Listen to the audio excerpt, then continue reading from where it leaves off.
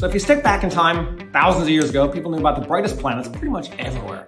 These are Mercury, Venus, Mars, Jupiter, and Saturn. And pretty much every culture knew about these 5 planets, which they could easily see up in the sky.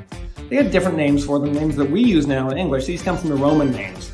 And that's because the early astronomers in Europe wrote in Latin, and Latin was the language of the Roman Empire, so we ended up with these Roman names after the Roman gods: Mercury, Venus, Mars, Jupiter, and Saturn.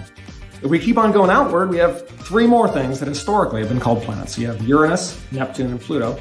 These are Greek or Roman names. These planets weren't seen by the Greeks or Romans, but because the discoverers wanted their planets to fit in with the existing theme of the mythology of the existing planets. And all these are totally different than the inner planets because these were discovered more recently. They're fainter and they move more slowly. You can't see them with your naked eye. You have to use a telescope, and that's how they were discovered.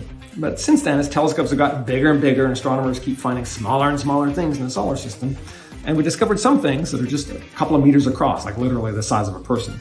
And we've discovered thousands of Kuiper belt objects, which are more or less like Pluto, a little smaller, a little further away, but the same basic idea. Some people still call it a planet, but oftentimes it's called a dwarf planet. That's what the International Astronomical Union says, because they're a group responsible for naming things. The issue with Pluto is you're trying to define a fuzzy line between a planet and not a planet, and it boils down to size. So there's so much more in the solar system to name. There's moons, asteroids, comets, rings, Kuiper belt objects, craters. Because we're humans, we want to name these things. It gives us a connection to the huge universe around us.